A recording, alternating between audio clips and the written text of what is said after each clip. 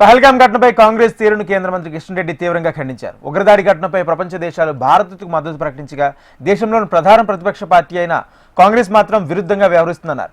మోడీపై కాంగ్రెస్ అసభ్యకరమైన పోస్టర్లు పెట్టడాన్ని తీవ్రంగా ఖండించారు. ప్రతిపక్షంగా ఉన్నటువంటి కాంగ్రెస్ పార్టీ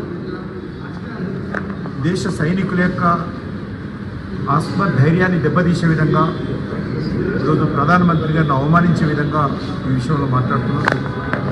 వారు సౌదీ అరేబియా పర్యటనలో ఉండి విషయం తెలవగానే వెంటనే హోంశాఖ మంత్రిని సంఘటన జరిగిన స్థలానికి పోవాలని ఆదేశించి ఆయన హుటాహుటిన కార్యక్రమాలన్నీ రద్దు చేసుకొని దేశానికి తీసుకున్నారు.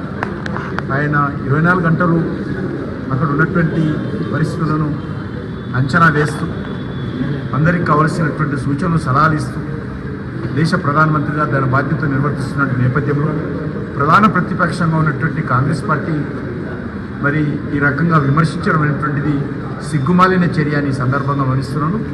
బాధ్యతారహితమైనటువంటి చర్యలు ఈ రకంగా కాంగ్రెస్ పార్టీ వ్యవహరించడము దురదృష్టకరం. ఈ దేశానికి కాశ్మీర్ సమస్య కావచ్చు, ఉగ్రవాద సమస్య కావచ్చు, కాంగ్రెస్ పార్టీ యొక్క 2 నాలుకల ధోరణి కారణంగా, ద్వంద్వ వైఖరి కారణంగానే గత 77 సంవత్సరాలుగా భారతదేశం అనుభవిస్తూ ఉన్నది. భారతదేశ ప్రజలు అనుభవిస్తూ ఉన్నారు.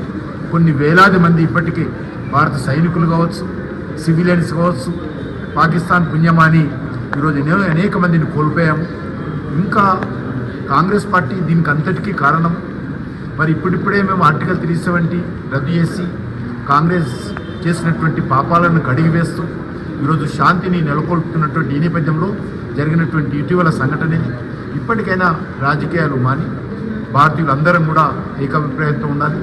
భారతదేశంలో కూడా అన్ని గ్రామాలలో కులాలకు అతీతంగా, మతాలకు అతీతంగా, ప్రాంతాలకు అతీతంగా, భాషలకు అతీతంగా ఈరోజు ఏకమై సైనికులకు అండగా ఈ ఉగ్రవాదాన్ని ఖండిస్తున్నటువంటి నేపథ్యంలో మరి ఒక రాజకీయ పార్టీ రకంగా వ్యవహరించడము దురదృష్టకరము.